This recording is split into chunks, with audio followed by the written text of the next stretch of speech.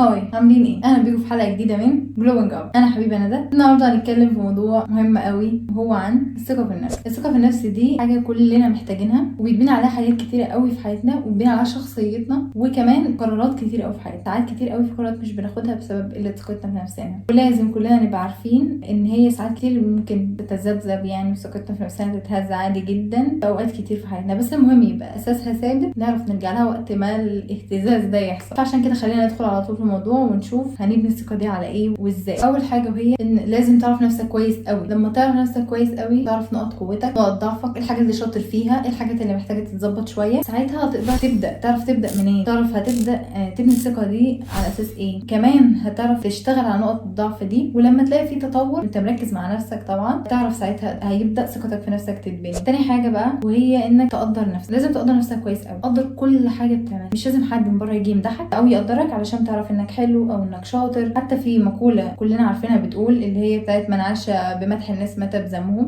كلنا عارفينها دي، ومعناها ايه بقى؟ ان هو اي حد هيبني ثقته في نفسه وحياته على مدح الناس، ان هم يقولوا شاطر او كده، اول ما يجيله ذم منهم او نقد منهم هيموت من جواه بجد، مش هيستحمل الشعور ده. ان هو اساس ثقته في نفسه مبنيه على كلام الناس وان هم بيقولوا انت شاطر. لازم تعرف قيمتك من جواك، فقيمتك مش متوقفه ابدا على راي الناس فيك. لو فضلت تدور على رضاهم مش هتعرف تثق في نفسك ابدا طول حياتك. ثالث حاجه وهي انك تفرح وتحتفل باي انجاز صغير تعمله. انجاز الصغير قبل الكبير، اللي هو اي حاجه تعملها في اليوم، اي حاجه حلوه مش متعود تعملها كل يوم وعملتها، احتفل بيها وافرح بيها جدا. يعني مثلا اتمرنت النهارده انا مش بتمرن، احتفل بده واتبسط بده جدا، وما تبصش بقى اصلا بس انا ما اتمرنتش كويس، ما كانش كويس، او مش زي اللي بيتمرن بقاله 50 سنه. لا، شوف النهارده عملت حاجه حلوه ركز عليها. وكذلك بقى في اي حاجه تانية. النقطه اللي بعد كده مهمه قوي وهي لغه الجسد. والله يا جماعه لغه الجسد مهمه قوي في موضوع الثقه في النفس ده بالذات. وهي بقى انكم وانتوا قاعدين في وسط الناس، وسط تجمع، ما تبقوش منكمشين كده قاعدين على جنب. على فكره كل ما المساحه اللي انتوا واخدينها بايديكم وانتوا قاعدين كده وانتوا بتتكلموا زادت،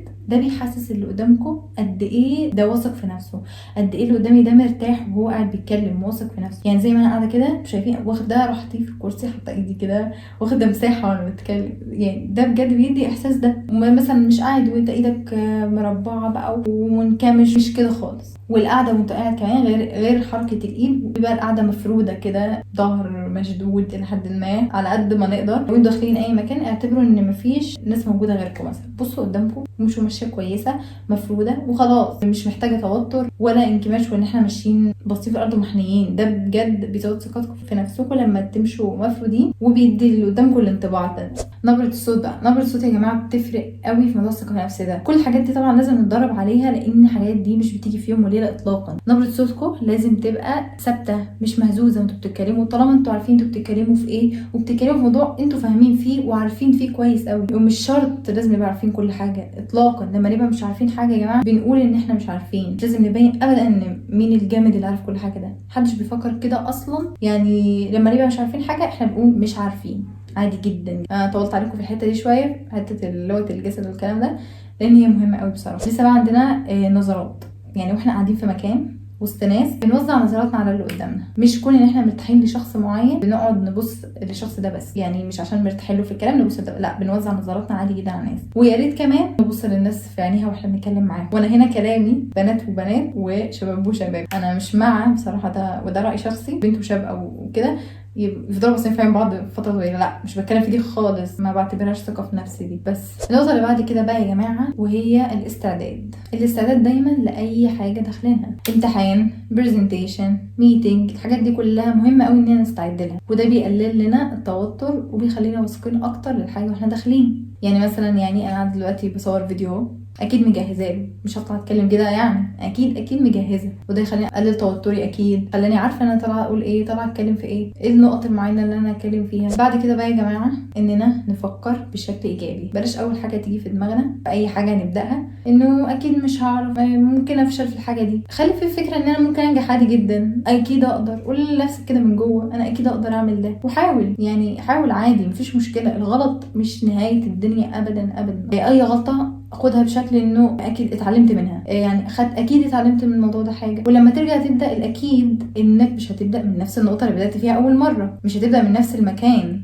فده هيساعدك جدا انك تتقدم عن المره اللي قبلها. طول ما لسه بتجرب فلسه في فرصه لانك تنجح في الحاجه. يعني الفشل بدايته انك خلاص تبقى قررت انك خلاص مش هجرب تاني. النقطه اللي بعد كده بقى يا جماعه وهي المقارنه، اللي هي اساس مشكله كل حاجه بقى. ليه تقارن نفسك بحد وتطلع من المقارنه دي خسران لمجرد انك لقيت ان الشخص اللي قدامك ده اعلى منك في الحاجه؟ يعني ليه؟ الموضوع مش هيعمل اي حاجه غير ان هو هيوترك وهيقلل ثقتك بنفسك. لازم نبقى عارفين من جوانا ان كل واحد له ظروف، كل واحد له شكل حياه مختلف، كل واحد له اهداف مختلفه، كل واحد بادئ من نقطه مش زي اللي التاني بادئ منها، كل واحد بيبدا من مكان مختلف على فكره. فمش شرط توصل في نفس الوقت، مش شرط نبقى زي بعض في الحاجه دي. فالمقارنه مش هتعمل اي حاجه غير ان هي هتزود الضغط عليك وهتزود توتر. النقطه اللي قبل الاخيره بقى وهي مهمة قوي، وهي انك لازم توقن كده من جواك وتبقى عارف ومتأكد ان محدش فينا كامل. طبيعي جدا جدا يكون فينا حاجات ناقصة وحاجات مش بنعرف نعملها وصفات سيئة، طبيعي جدا. يعني محدش بجد واقف بيراقبك طول الوقت، ولا حد حاطط في دماغه انت بتعمل ايه اصلا اطلاقا. كل واحد مركز في نفسه، مشغول في نفسه وفي حياته وفي اهدافه. فبالراحة على نفسكم، يعني نصلح الحاجات اللي فينا بالراحة، ما نضغطش على نفسنا في حاجات اللي احنا مش كويسين فيها، مش شطار فيها. بالراحة نقدر نظبط ده ونطور ده من غير ما نقلل ثقتنا في نفسنا. اخر حاجه بقى ودي بقى بجد مهمه قوي قوي قوي قوي، انا شخصيا جربتها وانصح بيها اي حد بجد، وهي فكره till you make it. معناها ايه بقى؟ فيك الثقة دي، فيك انك واثق في نفسك بجد. يعني لو الثقة دي حتى مش موجودة بنسبة 100%، تظهر ان هي موجودة. إيه لو حتى من ناحية الشكل؟ يعني لو حد مش عنده ثقة في نفسه من ناحية الشكل، لما تقف قدام المراية كده مثلا بتحب شكل عينيكي مثلا، ركزي عليها بجد، ركزي عليها، تغاضي عن شكل اي حاجة تانية مش عاجبك. افضلي اول ما تبصي في المراية بقى اللي هو قولي لنفسك كلام حلو، كلام ايجابي من جواكي كده اللي هو لا بس شكلي تحفه كده. يعني والله بجد من ناحيه الشخصيه اي حاجه تعمليها لا ده انا شاطره جدا، لا ده كده يعني. او هتفضلوا تتظاهروا بالثقه دي حتى لو هي مش موجوده، ومع الممارسه تتحول لحاجه حقيقيه. يعني دايما قولوا لنفسكم ان احنا حلوين قوي وشطار قوي، وابدا ابدا ما تقللوش من نفسكم قدام الناس، ما تقللوش من نفسكم عشان تضحكوا حد. يعني دي اكتر حاجه مستفزه بصراحه.